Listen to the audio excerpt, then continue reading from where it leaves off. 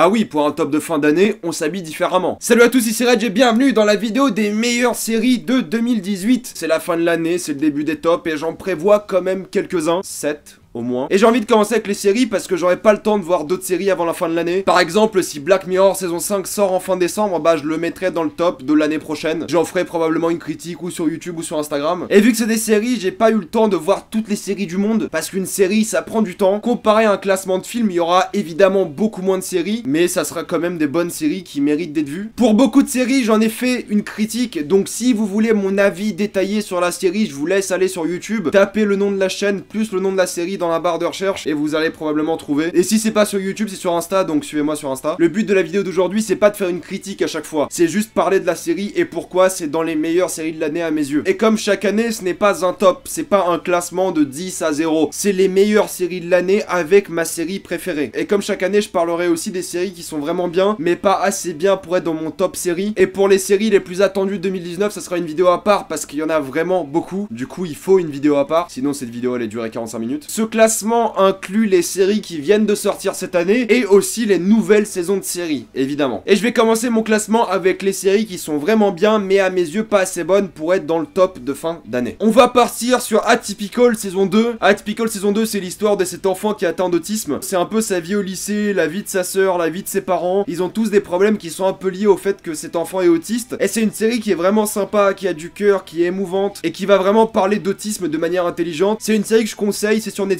et c'est très agréable à regarder. Altered Carbon, ça j'en ai fait une critique sur YouTube, c'est une série qui avait vraiment beaucoup de potentiel. Il y avait vraiment matière à faire quelque chose de bien, de philosophique, de profond, mais c'est parti trop dans l'action et l'action à certains moments était pas ouf. Mais ça reste quand même une série de SF à haut budget qui est vraiment de bonne texture en tout cas, qui est bien faite avec de bons acteurs qui ont du vrai plaisir à jouer dedans et c'est vraiment divertissant et c'est rare de voir une série de SF d'aussi bonne texture. Du coup je vous conseille quand même Altered Carbon, surtout qu'il y a une saison 2 qui arrive bientôt. American Vandal saison 2 parce que la série a malheureusement été annulée, il n'y aura pas de saison 3. C'est une série vraiment de mockumentaire, c'est une sorte de reportage dans une école où il se passe quelque chose de vraiment bizarre. C'est vraiment très ingénieux comme série de la part de Netflix, c'est très divertissant, c'est bien fait, le concept est juste hilarant et c'est une série qui va se moquer de beaucoup de codes du documentaire et de l'enquête. Et ça le fait d'une manière respectueuse et en même temps ça raconte sa propre enquête. C'est vraiment bien, regardez American Vandal. En plus ça a été annulé donc vous avez 2 saisons à regarder et puis c'est terminé. Ça aussi c'est sur Netflix. D'ailleurs la majorité des séries que je regarde en ce moment c'est que sur Netflix. On reste sur Netflix avec Sabrina. J'avais pas trop d'attentes par rapport à Sabrina. Je connaissais la sitcom de l'époque qui était vraiment drôle et sympathique à regarder. Mais Sabrina là c'est vraiment une sorte de reconstruction de Sabrina mais en mode glauque, en mode un peu plus horreur. C'est pas non plus une série qui fait peur hein, mais c'est juste un peu plus glauque. Ils ont pris un bon parti et ça marche bien. C'est une série qui a du charme, c'est une série qui est vraiment divertissante, c'est une série qui a de bons acteurs, qui a de bons visuels et c'est vraiment sympa. Alors c'est pas une série de fou mais c'est sympa à regarder et si vous avez rien à faire, Sabrina c'est bien.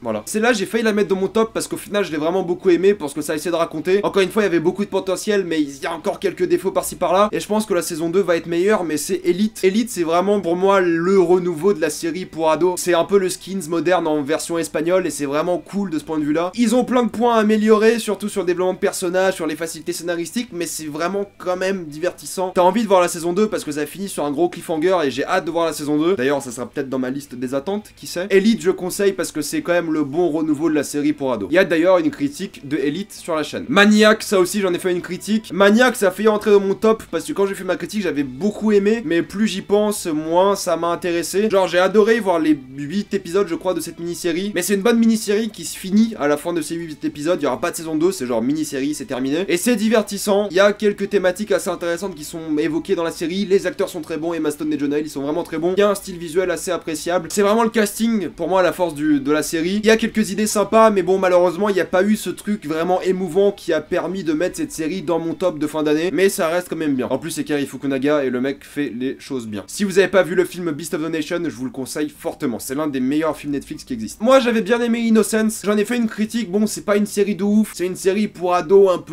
peu bancale, faut admettre ce qui est, mais qui avait beaucoup de potentiel et qui en a encore je pense. La saison 2 peut marcher d'une manière vraiment spectaculaire vu comment c'est fini la saison 1. C'est un peu lent, hein, c'est un peu pas terrible à certains moments mais j'y ai trouvé une sorte d'affection par rapport à cette série. C'est avec du recul pas incroyable mais c'est divertissant quand même je trouve et j'ai trouvé les 2 personnages principaux attachants et leur relation vraiment touchante. Ils sont genre mignons ensemble, c'est une série genre mignonne, c'est le mot. Et c'est bien, et je pense qu'il y a vraiment moyen de faire une bonne seconde saison, et je regarderai la deuxième saison. Donc je vous conseille quand même The Innocence, c'est bien. Enfin, ça va. Ouais, non, en vrai, ça va. Le mec pas convaincu, quoi. Pour finir, Last Man. Last Man, c'est une série d'animation un peu what the fuck, et juste parce que c'est français, et parce que c'est un peu d'animation what the fuck, je me devais de le mettre dans ce top. C'est cool, c'est sympa, c'est un peu barré, c'est drôle, c'est violent, c'est bon, c'est un gros kiff, quoi. Si vous aimez les séries d'animation violentes, grotesques, complètement what the fuck, Last Man, c'est vraiment bien. Une série, avant de commencer mon top, que je mets ni dans les séries bien, ni dans le classement des meilleures séries, même si je pense qu'elle va finir dans le classement des meilleures séries après que je l'ai fini. Le problème, c'est ça, c'est que je l'ai pas encore fini cette série, mais je la kiffe vraiment beaucoup. C'est vraiment bien, c'est Dogs of Berlin, série allemande qui est sortie il y a 2 semaines bientôt. C'est vraiment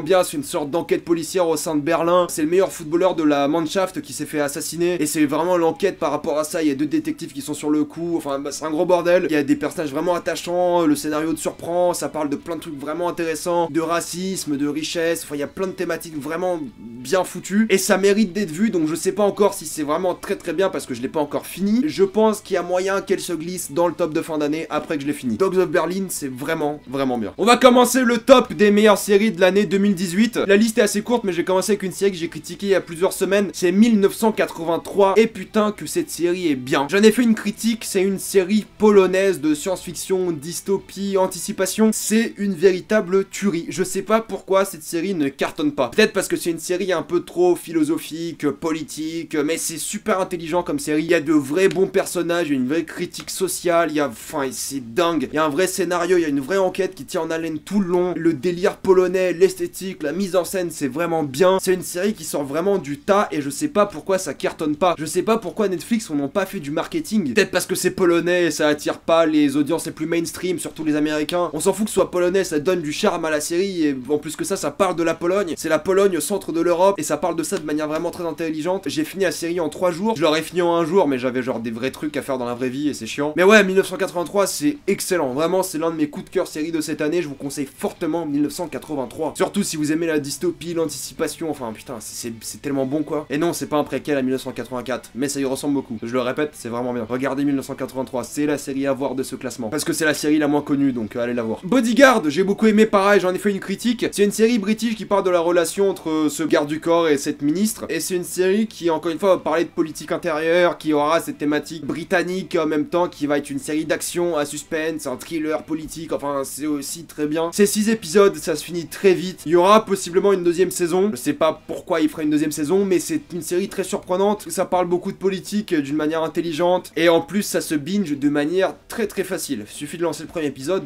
dans la journée vous avez fini les 6. Ah, je vous préviens, c'est extrêmement addictif. Ça montre encore une fois que les Britanniques ont du talent, et ils font de bien meilleures séries que nous les Français. À nous, niveau série, on n'est pas terrible quand même. Sauf les trucs Canal+ et tout, mais ça faut payer, c'est chiant. BoJack Horseman, la seule série d'animation de ce classement, c'est encore une fois excellent. On est à 5 saisons et c'est toujours aussi bien. Ça parle encore de dépression, ça parle encore de mélancolie, ça parle encore de se rattraper, de revivre sa vie comme il faut, d'essayer d'aller au bout des choses. Ça parle de recherche du bonheur, ça parle vraiment des relations hommes-femmes. C'est encore une fois une critique sociale. Et d'ailleurs un super épisode sur le féminisme qui est très bien et qui est très respectueux et qui est très intelligemment fait. C'est une série d'animation qui est parmi les meilleures séries actuelles, parce que même si c'est de l'animation, elle utilise cette animation pour raconter de vrais trucs. Cette saison m'a encore laissé sur le cul plus que les précédents. C'est dur à faire parce que les celles d'avant étaient très bien. Laissez pas le style de l'animation vous arrêter, parce que c'est l'une des meilleures séries actuelles et c'est l'une des meilleures séries d'animation que j'ai vues de ma vie. J'en ai fait une critique aussi si vous voulez plus de détails, mais BoJack Horseman c'est touchant, ça se finit vite et à la fin vous allez pas être bien, parce que ça parle dépression, c'est pas facile, mais ça vaut largement le détour. Pour moi c'est la série d'animation avec Rick et Morty, mais Rick et Morty c'est un autre registre. La série d'animation à voir aujourd'hui sur Netflix, et d'ailleurs partout, c'est la série d'animation à voir. J'ai une série qui est pas sortie sur Netflix, c'est Killing Eve. Killing Eve, j'ai vu qu'il y a 2-3 semaines, et c'est vraiment une série, bon, qui est faite pour la télé. Du coup, il y a pas trop de violence, pas trop de sexe, tout ça, c'est un peu censuré de ce point de vue-là. Mais ça arrive à trouver un juste milieu, où en même temps, ça raconte une histoire violente et difficile, et en même temps, l'enquête d'un personnage qui suit cet assassine, qui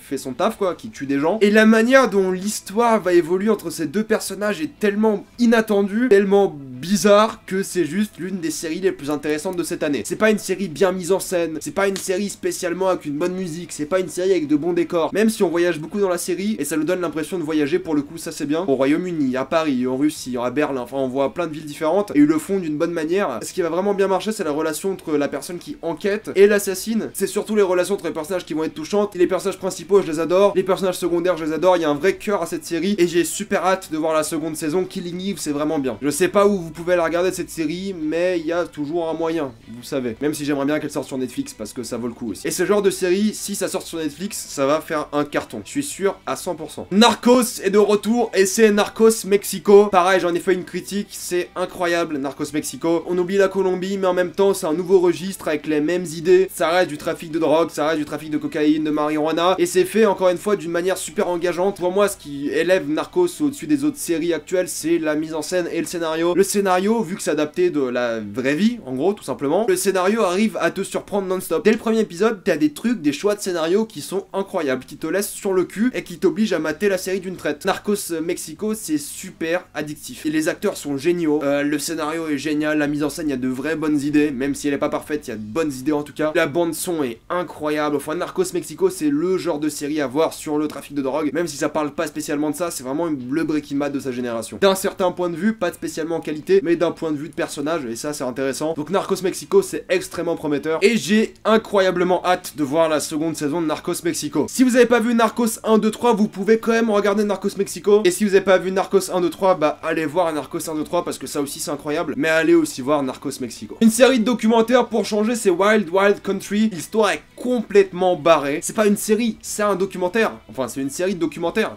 Enfin, c'est un documentaire de 6 heures, en gros. C'est l'histoire de ce gourou indien qui va déménager aux États-Unis et qui va faire sa propre ville. Et quand je dis qu'il va faire sa propre ville, c'est qu'il va faire sa ville avec un aéroport. Et c'est pas un aéroport de merde, un vrai aéroport. C'est une secte entièrement pacifiste, mais en même temps super bizarre. C'est super compliqué d'expliquer cette série et ce qui s'y passe, mais c'est une série de documentaires et c'est fait comme une série, du coup. C'est fait avec des interviews, des vraies images, tout ça. Mais en même temps, ça te lâche des cliffhangers, ça te lâche du développement de personnages et tout. C'est fait comme une série, mais en documentaire, et c'est super bien. C'est la meilleure série de documentaires que j'ai vue et c'est l'un des meilleurs documentaires que j'ai vu de ma vie. Wild Wild Country, c'est super intéressant. Incroyable ce qu'ils ont réussi à faire au centre des États-Unis avec juste leurs moyens, les moyens du bord. Et cette secte est vraiment super bizarre. Enfin, c'est regardez Wild Wild Country, c'est bien. Westworld saison 2. Alors, je sais que beaucoup d'entre vous ont beaucoup moins aimé cette seconde saison. Moi, je l'ai presque préférée à la première saison. J'en ai fait d'ailleurs une critique si vous voulez. On se concentrait plus sur le développement de personnages, plus que sur l'enquête et sur le parc en général. J'ai trouvé l'histoire moins intrigante, mais les personnages plus attachants et genre l'ambiance mieux réussie. Enfin, j'ai trouvé cette série meilleure d'un point de vue technique et surtout des acteurs, de la musique, tout ça. J'ai trouvé que c'est une série extrêmement bien faite, plus touchante que la première saison, peut-être moins mémorable du coup, même s'il y a quand même de gros moments dans cette seconde saison de Westworld. Ça reste quand même l'une des meilleures séries sur le marché, j'ai envie de dire. Ça reste l'une des séries les plus intéressantes et surtout que c'est une série intelligente qui va parler d'humanité, de plein de choses différentes et ça va bien le faire. On en a pas beaucoup des séries intelligentes qui parlent vraiment de philosophie et Westworld en fait partie. Même si on n'est plus dans le registre de l'énigme de la première saison, ça reste quand même très bien et ça mérite complètement d'être vu. Regardez la première saison de Westworld, puis matez-vous la 2 parce que c'est bien. C'est même excellent. Celle-là, je vais m'attirer des foudres. Alors, beaucoup.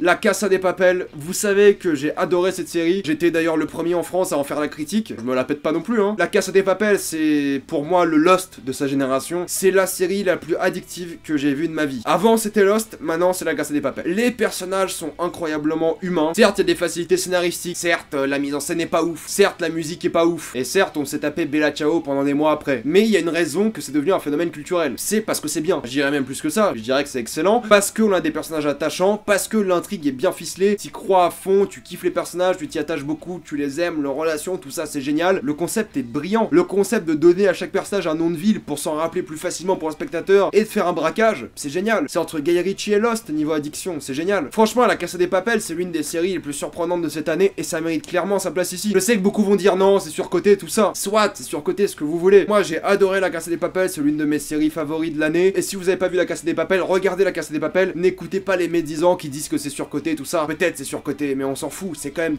très bien. Et vous allez voir un épisode, puis 2, puis 3, puis 16, et c'est terminé. Vous allez voir, c'est addictif. Je maintiens ma position sur La Casa de Papel. C'est une excellente série que moi j'adore. Et pour finir, la meilleure série de l'année, la série qui m'a mis la plus grosse claque et l'une de mes séries préférées, du coup maintenant, la série que je m'attendais le moins à kiffer de cette année et que j'ai le plus adoré, c'est The Haunting of Hill House. J'en ai fait une critique d'ailleurs sur version en miniature, il y a marqué la meilleure série de l'année. Oups, spoiler pour cette vidéo du coup. Haunting of Hill House, c'est une série d'horreur, mais pas que. C'est dur d'en parler, j'ai fait une vidéo de presque 30 minutes pour en parler en détail. Donc si vous voulez vraiment mon avis là-dessus, allez la voir. Mais Hill House, c'est vraiment une série qui m'a énormément touché. Il y a quand même un épisode où j'étais et en larmes, et j'avais peur, et j'étais surpris. Enfin, c'était n'importe quoi cet épisode. L'épisode 5, RPZ. Je sais pas quoi dire, tout est bien. De la mise en scène qui est incroyable. Il y a un épisode qui est fait en plan séquence, merde, un épisode en entier. Bon, il y a peut-être un ou deux cuts, hein, mais c'est rien. Les personnages sont extrêmement attachants, l'histoire est bien ficelée. Il y a une vraie métaphore derrière toute la série. Il y a un vrai sentiment d'horreur, il y a une vraie ambiance, enfin, il y a tout est bien. Il y a du vrai développement de personnages. Il y a une vraie fin, une vraie conclusion. Il y a ici l'une des meilleures séries que j'ai vues de ma vie. Vraiment. Haunting of Hill House, c'est surprenant d'un bout à l'autre. C'est émouvant, c'est touchant, c'est juste